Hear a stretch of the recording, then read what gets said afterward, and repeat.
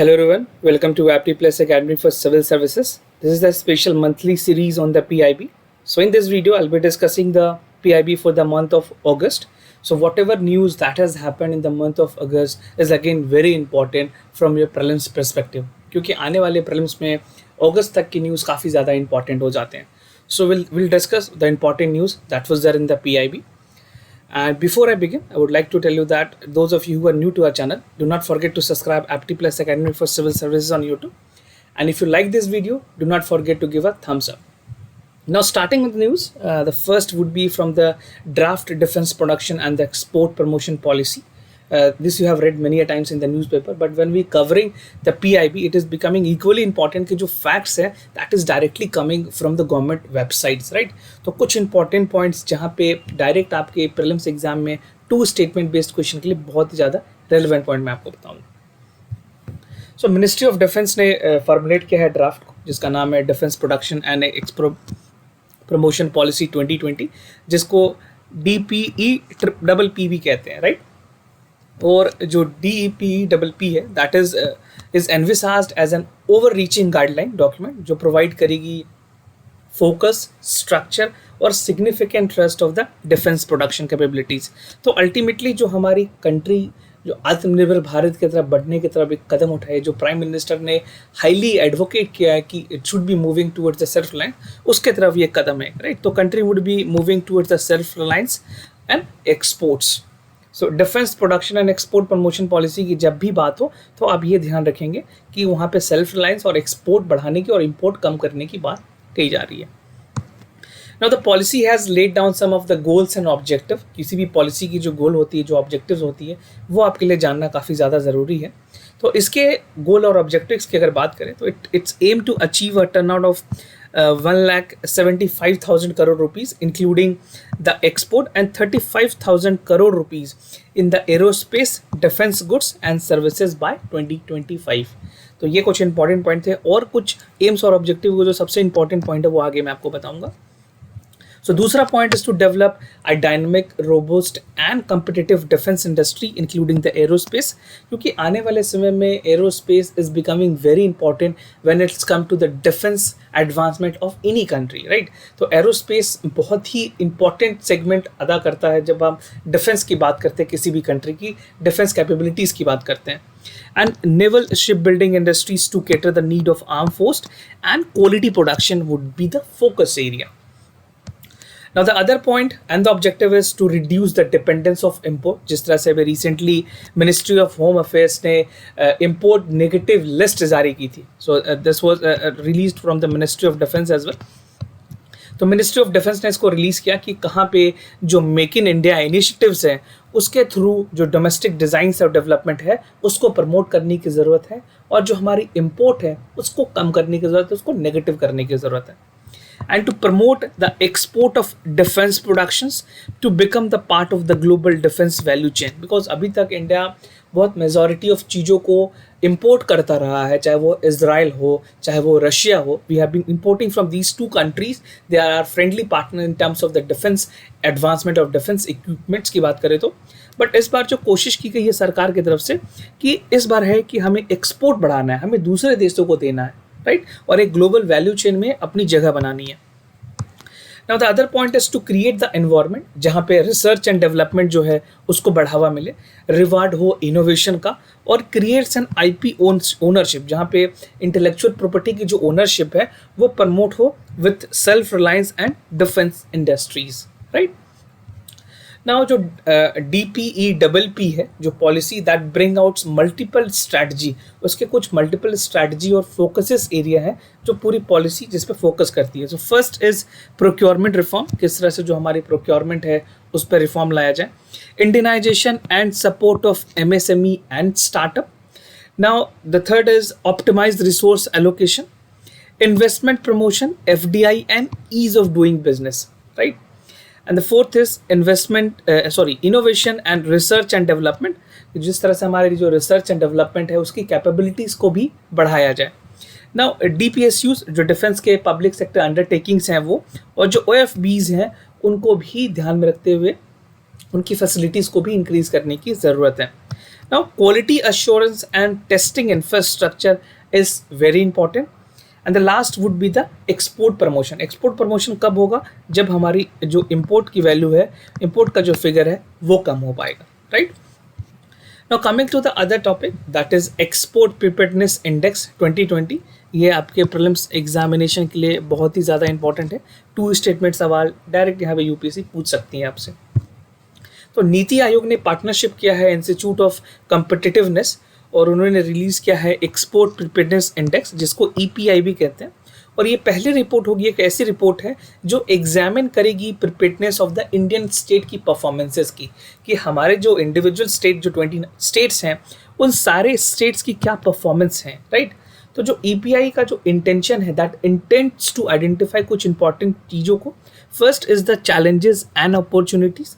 Now the second is enhance the effectiveness of the governance policy और encourage करेगी facilitative regulatory framework. तो इन 3 चीज़ों पे जो इंटेंशन है उसको ध्यान में रखते हुए ईपीआई को फॉर्मुलेट किया गया है. नाउ स्ट्रक्चर की अगर बात करें, जो 4 इंपॉर्टेंट पिलर्स होगी ईपीआई की, उसमें 4 इंपॉर्टेंट पिलर में सबसे पहली है पॉलिसी.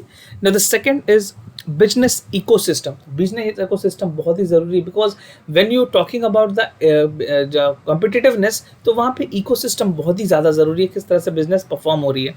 नाउ एक्सपोर्ट इकोसिस्टम और एक्सपोर्ट परफॉर्मेंस, इन 4 पिलर्स पे काम किया जाएगा स्टेट्स के लिए भी और नेशनल लेवल पे भी, राइट. तो इसके मैं कुछ इंपॉर्टेंट 11 सब पिलर्स बताऊं. आप वीडियो को पॉज करके भी पढ़ सकता हूं, आप पढ़ सकते हो उसको. तो मैं एक बार आपको एक गो में जल्दी से बता देता हूं क्या क्या 11 सब पिलर्स है. So first is export promotion policy and institutional framework, business environment, infrastructure, transport connectivity, access to finance, export infrastructure, trade supply, research and development infrastructure, export diversification and growth orientation. तो ये कुछ important 11 सब topics होंगे इन 4 pillars के अंदर.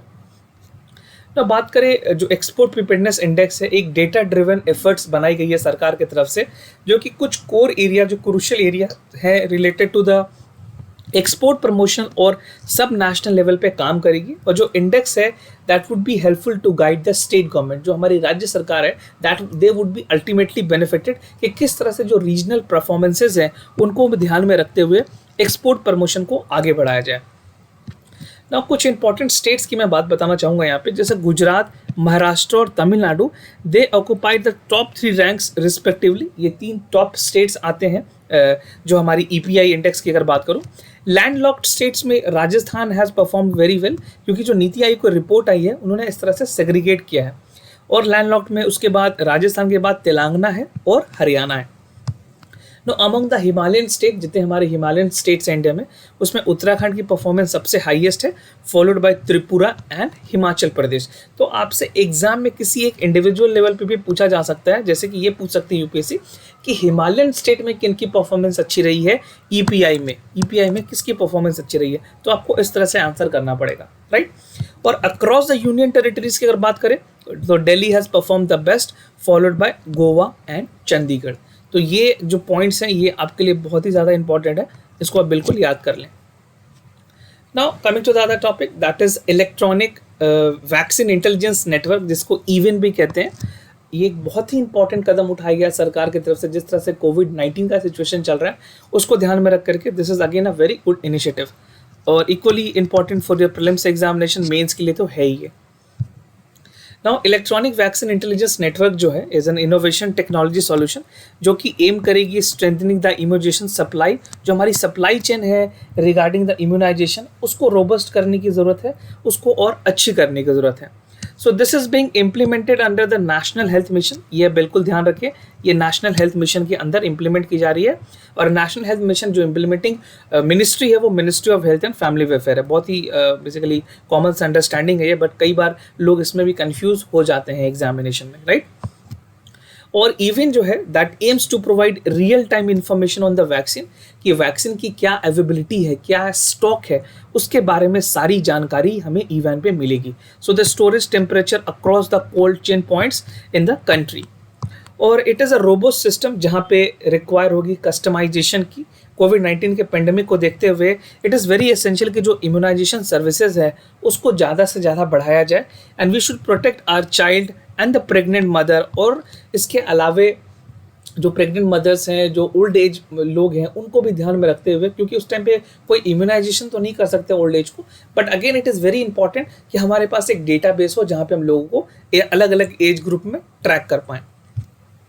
Now even की अगर बात करें तो it has reach 32 states and union territories that has been rolled out, और अंडमान और निकोबार, चंडीगढ़, लद्दाख, ये सारे यूनियन टेरिटरीज भी इसमें कवर्ड है।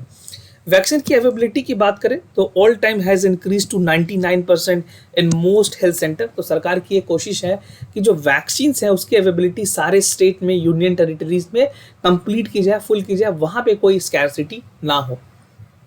और अप्रैल से अगर बात करें, अप्रैल 2020 से, तो कुछ 8 स्टेट्स हैं, जैसे मैं आपको उनका नाम लेकर के बता देता हूँ: Tripura, Nagaland, Manipur, Meghalaya, Arunachal Pradesh, Haryana, Punjab, and Maharashtra. So these are the states they are using e-Van application. They are already being enrolled in this and they are using it. They have started using it, right?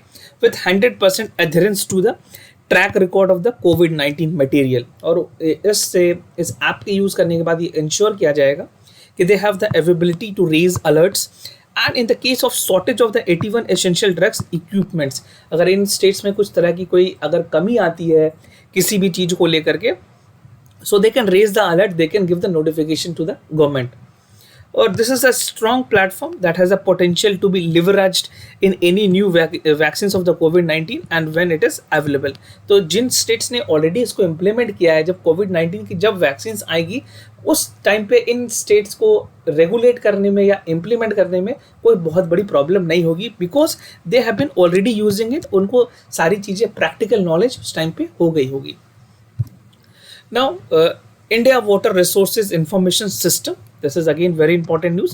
और मैं आपको ये बता दूं कि PIP में जितने भी news we used to select, you know, that is again very important for your examination. तो इसमें कोई भी न्यूज़ मैं आपको अलग से important या नहीं important ये तो है ही नहीं. इसमें जितने भी न्यूज़ सेलेक्ट किए जाते हैं वो मोस्ट इंपॉर्टेंट न्यूज़ ही सेलेक्ट किए जाते हैं, so that you get maximum benefit out of it, right? So let's get started with the India Water Resources Information System. Ministry of जल शक्ति है, उन्होंने लॉन्च किया है इसके नए वर्जन को, जिसका नाम रखा गया India water resources information, India WRIS, और एक न्यू फंक्शनैलिटी और फीचर्स के साथ इसको लॉन्च की गई है। तो पोर्टल में कुछ एडिशनल इन्फॉर्मेशन रखे गए हैं, डैशबोर्ड बनाई गई है फॉर रेनफॉल, वाटर लेवल किस तरह से होगी, जो डिस्चार्ज ऑफ रिवर्स है उनके बारे में, वाटर बॉडीज़ कितनी है इंडिया में, ग्राउंड लेवल की क्या सिचुएशन है हर स्टेट्स में, राइट, जो रिजर्वायर स्टोरेज है, इवापोरेशन एंड सॉइल मॉइस्चर्स, इन सारे चीज़ों के बारे में जो जानकारी है वो सीधा पोर्टल पे अपलोडेड होगी। नाउ गुड प्लानिंग की अगर बात करें किसी भी रिसोर्सेज की, तो it require a good database बहुत ही ज़्यादा ज़रूरी है, because if you do not have the database, आप पॉलिसी उस सेक्शन के लिए नहीं बना सकते हो जिसमें कमियां हैं, जिसमें खामियां हैं। So you need to have a authentic database, ताकि आप उस जो सेक्शन में कमी है उसके लिए कुछ पॉलिसी बना पाएँ। To address this need, ministry ने क्या किया, इस प्रॉब्लम को डेटाबेस के जो रिलायबल है उसको करने के लिए under this national hydrology project launch की गई। ये पहली ऐसी प्रोजेक्ट है that is a version of Indian water resource system, ये वॉरिस से जुलाई 2019। तो इसके बारे में आप बिल्कुल ध्यान रखें, नेशनल हाइड्रोलॉजी प्रोजेक्ट, ये आपके प्रीलिम्स पॉइंट ऑफ व्यू के लिए भी, prelims examination point of view से भी काफ़ी ज़्यादा ज़रूरी है। Now the ministry has established a dedicated organization, इस चीज़ को मॉनिटर करने के लिए एक डेडिकेटेड ऑर्गेनाइजेशन बनाई गई है जिसका नाम है National Water Informatics Centre to maintain and update the Indian waters, right. Now the other topic is tsunami ready, इसके बारे में आपने पढ़ा होगा, जिन लोगों ने नहीं पढ़ा उसको मैं अभी डिटेल में बताऊंगा क्या है ये। तो एक कम्युनिटी बनाई गई है, tsunami ready is a community performance based programme है that is initiated by the intergovernmental oceanographic commission, UNESCO की ये ऑर्गेनाइजेशन है। इस ऑर्गेनाइजेशन के बारे में भी आप पढ़ सकते हैं विकीपीडिया पे या इनके ऑफिशियल वेबसाइट पे, राइट। तो ये क्या करेगी, ये जो कम्युनिटी बेस्ड बनाई गई है tsunami ready, that will promote the tsunami preparedness through active collaboration of public, community leaders and national local emergency management को ध्यान में रख करके ये काम करेगी। और जो सर्वाइवर्स हैं सुनामी के, that depends on the ability of the individual hazardous zone, recognize the warning and make correct decision that acts quickly. तो उन सारी चीज़ों पे ध्यान देखते हुए जो इंटर गवर्नमेंटल ओशनोग्राफिक कमीशन है उनको किस इस तरह के इस पॉलिसीज़ पे काम करना है, किस तरह के जो सुनामी के जो सर्वाइवर उनको क्या ध्यान में रखते हुए उनके पोस्ट प्रिपेयर्डनेस किस तरह से करनी है, ये सारी चीज़ें इस चीज़ में इम्प्लीमेंट की जाएगी, राइट। नाउ मेन ऑब्जेक्टिव की अगर बात करें तो it aims to improve the coastal preparedness for the tsunami emergency. ये मिनिमाइज करेगी loss of life and property and it would also ensure कि जो स्ट्रक्चर और सिस्टमैटिक प्रपोर्शन है building community preparedness by fulfilling the best practices, जो global best practices हैं उनको include किया जाएगा। इंटर गवर्नमेंटल जो कोऑर्डिनेशन ग्रुप है वो मॉनिटर करेगी और India oceanic tsunami warning mitigation system जो है यूनेस्को की, उन सारी चीज़ों के साथ इसको इंटीग्रेट किया जाएगा, right. Now Indian tsunami early warning centre की बात करें, ITEWC और INCOS के बारे में मैंने आपको बताया, ये नोडल एजेंसी होगी जो कि सुनामी एडवाइजरीज के लिए इंडिया में मॉनिटर करेंगी चीज़ों को। और इनकोसिस जो है that is will be providing the tsunami advisory in the Indian oceanic region. 25 countries हैं यहाँ पे जिसकी रिस्पॉन्सिबिलिटी शेयर की जाएगी, that would be assign to IOC UNESCO, right. और it will also create the awareness and preparedness about the tsunamis, जहाँ पे जो रेगुलर बेसिकली IONCOS की अगर बात करूँ, regularly organize the tsunami standing operating procedures. किसी भी चीज़ के लिए एक स्टैंडर्ड ऑपरेटिंग प्रोसीजर्स होती है जो कि हर बॉडीज़ को या हर स्टेट को फॉलो करना होता है, तो उसके वर्कशॉप दिए जाएंगे, ट्रेनिंग सेशन बनाई जाएगी for the state and district disaster management official at the coastal state. Coastal state Orissa की बात कर लो, आप आंध्र प्रदेश की बात कर लो, तमिलनाडु, केरला, गुजरात, तो ये सारे स्टेट्स के जो डिस्ट्रिक्ट एडमिनिस्ट्रेशन है उनको प्रॉपर ट्रेनिंग भी दी जाएगी, right. Now coming to the eSanjeevani, ये भी एक बहुत ही इंपॉर्टेंट टॉपिक है। तो eSanjeevani platform has enabled 2 type of telemedicine services in India, जहाँ पे डॉक्टर टू डॉक्टर बात करने के लिए ई-संजीवनी और पेशेंट टू पेशेंट बात करने के लिए, पेशेंट टू डॉक्टर बात करने के लिए ई-संजीवनी OPD टेली कंसल्टेशन सरकार ने बनाया है, राइट। तो जो पूरा एम है वो आप बिल्कुल बहुत अच्छे से समझ लें। और the former is being implemented by the Ayushman Bharat है, जो डॉक्टर टू डॉक्टर है वो आयुष्मान भारत करेगी, and wellness centre programs, right. And this is plan to implement the tele consultation. 1.5 lakh health wellness centres जो है इंडिया में, अभी आप अगर जो टोटल कैपेसिटी की बात करूं तो 1.5 लाख हेल्थ वेलनेस सेंटर है जो कि as a hub and spoke के मॉडल पे काम करेगी बाय दिसंबर 2022। स्टेट ने आइडेंटिफाई किया है, state have identified to set up the hubs. एक मेडिकल कॉलेजेस बनाने की बात की गई है, district hospital to provide the tele consultation and spoke the जो हमारी स्टेट हेल्थ केयर सर्विसेज है और जो प्राइमरी हेल्थ केयर सेंटर्स हैं उनको ध्यान में रख करके, जो PHEs हैं और जो SSCs हैं उनको ध्यान में रख के ये चीज़ें की गई हैं। नाउ बात करें अगर ओइंग टू द कोविड-19 पेंडेमिक, हेल्थ मिनिस्टर ने ऑलरेडी कहा था कि जो टेली कंसल्टेशन सर्विसेज हैं उनको इनेबल किए जाएगी ताकि जो पेशेंट टू डॉक्टर का कम्युनिकेशन है वो ई-संजीवनी OPD के थ्रू किया जा सके। बिकॉज ये ज़रूरी है कोविड के टाइम में डिस्टेंस मेंटेन किया जाए, सोशल डिस्टेंसिंग को ध्यान में रखते हुए गवर्नमेंट ने ये पॉलिसी लाई है। Now it offer no cost e-health services and rapidly gain popularity in the citizen across 20 states, and the जो consultation है that doctors without having gone to the hospital physically. So this measures has been taken to make sure कि जो COVID-19 के जो guidelines हैं उनको भी follow किया जा सके। And it also ensure कि जो patients हैं that gets doctor around 5 minutes after login in। तो जो ऐसा आप लॉगिन करोगे इस ऐप में तो within 5 minutes it will ensure कि आपको डॉक्टर के साथ कनेक्ट किया जा सके। And the top states which have registered the highest consultation through eSanjeevani platform are Tamil Nadu, Andhra Pradesh और हिमाचल प्रदेश। तो ये 3 टॉप परफॉर्मेंस स्टेट हैं जिन्होंने उसको यूज़ किया हुआ है, राइट। नाउ बढ़ते हैं अपने अगली न्यूज़ की तरफ, दैट इज़ खादी अगरबत्ती आत्मनिर्भर मिशन। तो गवर्नमेंट ने कोशिश किया है कि जो हमारी अगरबत्ती इंडस्ट्रीज़ हैं खादी उद्योग के, उसको किस तरह से बढ़ाया जाए, आत्मनिर्भर भारत की तरफ एक निर्णायक कदम बनाया जा सके, राइट। नाउ मिनिस्ट्री ऑफ जो हमारी micro small and medium enterprises हैं उन्होंने अप्रूव किया फॉर यूनिक अनएम्प्लॉयमेंट, किस तरह से जो एम्प्लॉयमेंट है program propose by Khadi industry, जो हमारी खादी और विलेज इंडस्ट्रीज कमीशन है KVIC, that would make Atmanirbhar Bharat in the agarbatti productions, right. तो इसको बढ़ाने की तरफ सरकार ने एक कदम उठाया है। Now the program aims to create employment for the unemployed और migrant worker। हुआ क्या, कोविड-19 के बाद कई ऐसे माइग्रेंट वर्कर थे जो बड़े शहर से छोटे शहर में आए हैं, अपने वापस होम टाउन में हैं, तो उनको ज़रूरी है कि डोमेस्टिक लेवल पे कुछ काम बनाया जाए। कोई जो प्रोडक्शंस हैं, अगरबत्ती प्रोडक्शन हो गई या किसी और चीज़ों पे भी उनको काम किया जाए, बट यहाँ पे जो फोकस है that is there on the agarbatti production industries, right. Now the scheme is designated by the KVIC, जो हमारी, मैंने आपको बताया खादी जो बोर्ड है, PPP मोड पे काम करेगी, पब्लिक प्राइवेट पार्टनरशिप पे ये काम करेगी।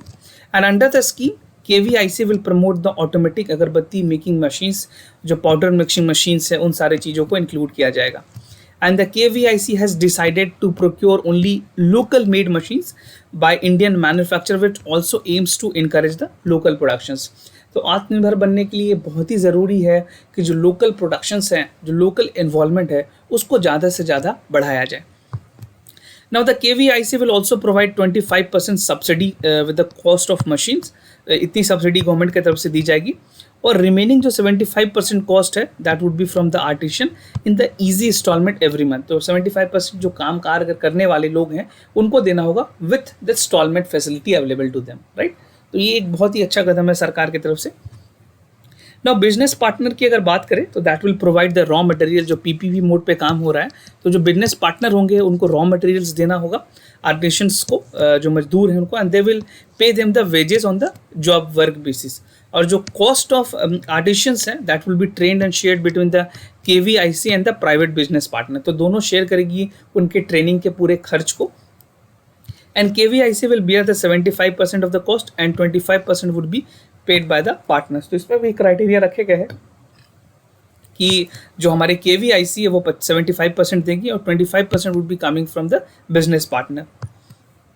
ना बात करें स्कीम की, the wages to artisan would be provided by the business partner only on the weekly basis and directly to the account through DBT only. तो जितने भी ट्रांसफर है कैशलेस होगी, सारे उनके डायरेक्ट अकाउंट में ट्रांसफर किया जाएगा through the direct benefit transfer mode, right.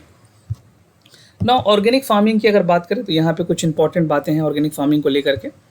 तो India rank first in the number of organic farming और 9th in the area under the organic farming, right. कुछ मेजर ऑर्गेनिक एक्सपोर्ट की अगर मैं बात करूं, जो हम एक्सपोर्ट करते हैं दूसरे देशों पे, फ्लैक्सीड हमारी बहुत अच्छी क्वालिटी की है, सेसमे जिसको तिल भी कहते हैं, soybean, tea, medicinal plants, rice and pulses. So these are the things which India export in the mass level, higher production होती है यहाँ पे। And Sikkim has become the first state in the world to become the fully organic state, including the Tripura, Uttarakhand in the similar targets and parameters। Now पूरे M के साथ सरकार की कोशिश ये है कि जो असिस्टेंस है वो फार्मर को दी जाए, ताकि जो रेमुनरेशन है, जो उनके पैसे हैं, जो उनके प्रीमियम प्राइजेस हैं, उसको बढ़ाया जा सके। तो कुछ इंपॉर्टेंट मिशंस लाए गए हैं गवर्नमेंट की तरफ से। So the first is mission organic value chain development for north east region and Paramparagat Krishi Yojana that were launch in 2015 to encourage the chemical free farming.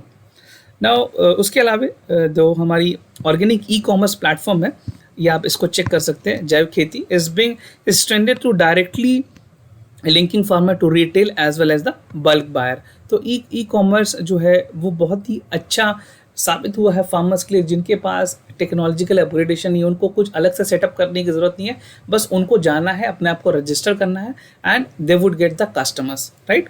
And this is also in string with the sustainable development goal targets to end hunger, जो hunger है उसको ख़त्म करने के लिए, to achieve the food security and to improve the nutritional and promote sustainable agriculture. तो ये हमारी सस्टेनेबल डेवलपमेंट गोल की जो टारगेट्स हैं वो हैं। अगर आप मेंस एग्जामिनेशन में इस तरह के पॉइंट्स लिख रहे हैं तो आप ये डेवलपमेंट गोल 2 लिख करके, अगर आपने ये लिख दिया पूरी चीज़ें, तो you will get a decent mark, right. आपको कम से कम 0.5 मार्क्स एक्स्ट्रा तो ज़रूर मिलेंगे इस तरह की चीज़ों लिखने पे। तो सिर्फ गोल 2 ना लिखें, जबकि अगर आपको याद हो सके तो अब ये सारी चीज़ों को डिटेल में भी लिख के आए वहाँ पे एग्जामिनेशन में। Now national innovation and indigenous organization, यहाँ पे कुछ इंपॉर्टेंट चीज़ें के बारे में बात की गई है, किस तरह जो हमारी नेवल फोर्सेस हैं, जो हमारी नेवल ऑर्गेनाइजेशन है, उसमें किस तरह से इनोवेशन लाया जा सके। तो मिनिस्ट्री ऑफ डिफेंस ने लॉन्च किया है naval innovation and indigenous organization NIIO। तो ये एक तरह का डेडिकेटेड स्ट्रक्चर होगा जहाँ पे यूज़र इंटरैक्ट टू द एक्वेटिशमेंट industry towards the fostering innovation, indianisation की तरफ आगे बढ़ने के लिए, और सेल्फ रिलायंस इंडिया में जो आत्मनिर्भर का जो इनिशिएटिव लिया गया है उसके तरफ एक कदम उठाई गई है। तो जो ड्राफ्ट है डिफेंस एक्विजिशन पॉलिसी 2020 की, that would be roll out by the defence ministry last month, that envisages the establishment of innovation Indianisation organization by the service headquarter. तो सर्विस हेडक्वार्टर्स हैं वो इन सारी चीज़ों को देखेंगे। नाउ जो NII हुआ है, इट्स अ Tier 3 ऑर्गेनाइजेशन जहाँ पे नेवल टेक्नोलॉजी एक्रेडिटेशन काउंसिल बनाई जाएगी, जिसको एनटेक भी कहेंगे, जो कि टुगेदर काम करेगी with aspects of innovation Indianisation to provide the apex level directives, right. और एक वर्किंग ग्रुप है अंडर द एनटेक that will implement the projects. तो सारी चीज़ें जो प्रोजेक्ट की इम्प्लीमेंटेशन है वो एनटेक के अंदर की जाएगी। And a technology development accreditation cell बनाई जाएगी, जिसको TDAC भी कहेंगे, that will help be creating the induction of emerging disruptive technology in accelerated time frame. तो टाइम को ध्यान में रखते हुए जो प्रॉपर इम्प्लीमेंटेशन है, जो गवर्नेंस बॉडी होगी वो इस तरह को फॉलो करेगी कि सारी चीज़ें प्रॉपरली टाइम बाउंड मैनर से इम्प्लीमेंट हो और कहीं भी किसी तरह से कोई रुकावट ना आ सके, right. Now coming to the other topic, that is Saarthak, एक बहुत ही इंपॉर्टेंट इनिशिएटिव सरकार की तरफ से, जहाँ पे जो पेट्रोलिंग है ऑफशोर को लेकर के, जो हमारे ऑफशोर्स कोस्टल एरियाज़ है वहाँ पे पेट्रोलिंग को बढ़ाते हुए सरकार ने सार्थक का एक नया इनिशिएटिव लिया है। So the Indian coast guard has recently launched offshore patrol vessel Sarthak. It has been designed and build indigenously, जो हमारी MS गोवा शिपयार्ड है लिमिटेड, जिसको GSL भी कहते हैं, वहाँ पे ये बनाई गई है मेक इन इंडिया, जो मेक इन इंडिया इनिशिएटिव है उसके तहत। And the ship is fitted with the state of art navigation communication equipments हैं, सेंसर्स हैं उसमें, और मशीनरी सारी वहाँ से ही यूज़ की गई है MS गोवा शिपयार्ड लिमिटेड की। Now the ship is designed to embark and carry the twin engine helicopters, जहाँ पे 4 high speed boats होंगे, 1 inflammable boat and swift boarding and search and rescue operation के लिए जो जितने embark जितने सारे इक्विपमेंट्स हैं वो सारी चीज़ों को इंक्लूड किया गया है। And the ship is also capable of carrying the limited pollution response equipment undertake to the soil spills के जो pollutions हैं सी के अंदर जो होते हैं, बेसिकली soil spills आपने इन्वायरमेंट में पढ़ा होगा, उन सारे चीज़ों को भी ट्रैक करने की जिम्मेवारी सार्थक इनिशिएटिव के अंदर इंडियन कोस्ट गार्ड की होगी। Now the ship will deploy extensively EEZ surveillance जो है coastal securities duties that is enshrined in the coastal guard charter, क्योंकि कोस्टल गार्ड की जो चार्टर है उसमें एक्सटेंसिवली ये क्लियरली मेंशन है कि जो बॉर्डर एरिया जो ऑफशोर पेट्रोल है वो उनको करना मैंडेटरी है। So this is the duties to safeguard the interest of the nation. Now 2 important portal government ने लॉन्च किया है, जिसका पहला सृजन और दूसरा है स्वास्थ्य पोर्टल। तो मैं आपको एक एक करके दोनों के बारे में बताऊंगा। फर्स्ट सृजन की अगर बात करें, इंडिजिनस पोर्टल है जहाँ पे ministry of defence which act as one stop solution for the portal will provide access to vendors, जो कि अलग अलग तरह के जो काम है इंडियनाइजेशन को वो ले सकेंगे। Now the portal will display the information in structural way, जहाँ पे कुछ चीज़ों को इंक्लूड किया जाएगा, जैसे आइटम्स के जो नेम्स हैं, इमेजेस हैं, स्पेसिफिकेशन है, वैल्यू क्या है उसकी, इंपोर्ट्स की, जो नाटो की जो क्लासिफिकेशंस हैं, it also have been the search facilities. So there are over 3,000 unique items with a value over 10,000 crore rupees that would be available in this portal. और जो सृजन की जो पोर्टल है that is expected to make जो make in India initiatives है उसमें और ज़्यादा अपॉर्चुनिटी कैसे बढ़ाई जा सके उसकी तरफ ये कोशिश की गई है इस पोर्टल के थ्रू। नाउ स्वास्थ्य पोर्टल ये अगेन वन स्टॉप सोल्यूशन है to present the information pertaining to the tribal health, और जो न्यूट्रिशनल रिलेटेड प्रॉब्लम्स हैं ट्राइबल पीपल के उनको ध्यान में रखते हुए कदम उठाया गया है। And it offers the nutritional information about the tribal population, जो हमारे ट्राइबल पॉपुलेशन है उनकी क्या न्यूट्रिशनल इन्फॉर्मेशन है, कहाँ डिफिशेंसी है, किस पॉपुलेशन के एज ग्रुप में किस तरह के न्यूट्रिशनल रिक्वायरमेंट है, वो सारी चीज़ें इस पोर्टल में आपको मिल जाएगी। इट हैज़ अ डैशबोर्ड जहाँ पे नॉलेज रिपोजिटरी बनाई गई है, पार्टनर सेगमेंट है, सिकल सेल जो डिजीज़ हैं उसके लिए सपोर्ट कॉर्नर अलग से बनाई गई है। And in addition the portal will have a search studies innovation best practices of the tribal communities, जो कि इंडिया की हो या ग्लोबली किसी और कंट्रीज़ की भी हो, उन सारी चीज़ों को भी इंटीग्रेट किया जाएगा with concern to the tribal health and nutrition, right. Now जो ट्राइबल पोर्टल है ये मैनेज की जाएगी मिनिस्ट्री ऑफ ट्राइबल अफेयर के द्वारा। ऐसे आपको पता होगा जितने भी ट्राइबल के रिलेटेड जो भी इश्यूज़ है that is being completely handled by the ministry of tribal affairs. तो सेंटर फॉर एक्सलेंस रखा गया है for the knowledge management in the health and nutrition. तो बहुत ही इंपॉर्टेंट इनिशिएटिव है। इन दोनों पोर्टल से आपके प्रीलिम्स एग्जामिनेशन में 2 स्टेटमेंट क्वेश्चन बन सकते हैं। Now coming to the other topic, that is Atal ranking of institutions and innovation achievements। ये आपने पहले भी न्यूज़ में पढ़ा होगा जहाँ पे गवर्नमेंट ने रैंकिंग दी थी अलग अलग इंस्टीट्यूशंस के। तो कुछ इंपॉर्टेंट डिटेल यहाँ पे मैं आपको बताता हूँ। तो जो Atal ranking of institution and innovation achievements हैं, that is an initiative by Ministry of Human Resource Development. Now this is Ministry of Education nowadays.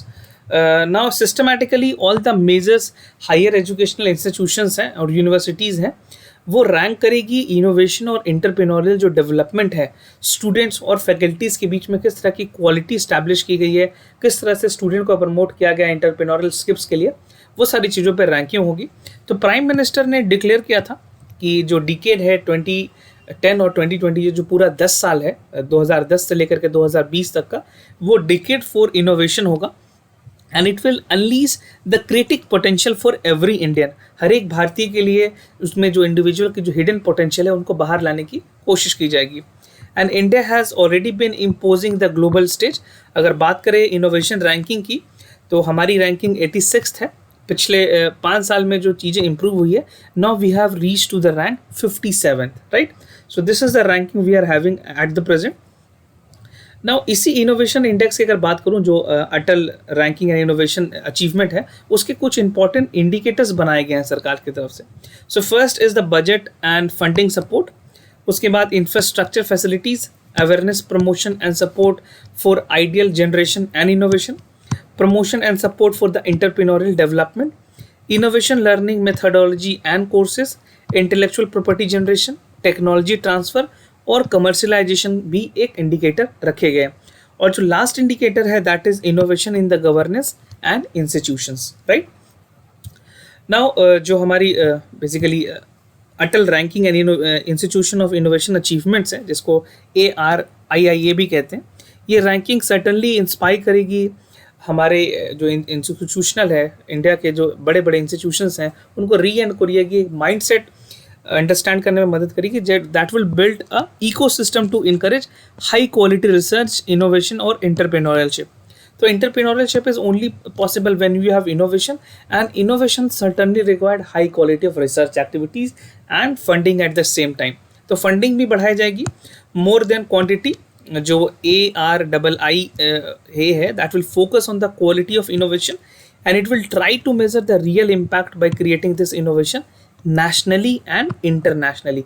सिर्फ ऐसा नहीं है ग्लोबल लेवल पे या फिर डोमेस्टिक लेवल पे, दोनों लेवल पे इसकी जो तालमेल है वो बना करके रखा जाएगा ताकि जो मैक्सिमम आउटपुट है, जो मैक्सिमम आउटरीच है वो हो सके, राइट। तो ये थे पूरे इंपॉर्टेंट न्यूज़ इस मंथ के PIB के बेसिकली जो भी न्यूज़ आई थी इस मंथ में। So this were all the important news that would be again relevant for your prelims examination. और आप में से जो लोग हमारे चैनल पे नए हैं तो हमारी एक अलग इनिशिएटिव है daily topic wise news analysis. हर दिन यहाँ से 2 इंपॉर्टेंट न्यूज़पेपर हिंदू और इंडियन एक्सप्रेस से न्यूज़ की एनालिसिस की जा सकती है, जिसको आप देख सकते हैं और अपना बहुत सारा टाइम को सेव कर सकते हैं। Ultimately that time can be further use for studying the static portions. तो इस पर भी विजिट करें, इसको भी देखें। And if you like this video do not forget to give a thumbs up. और अगर कोई भी कंसर्न हो तो मैं ज़रूर बताएं, will be more than happy to assist you. For time being I am signing off, wish you all the best, stay home, stay safe, thank you so much.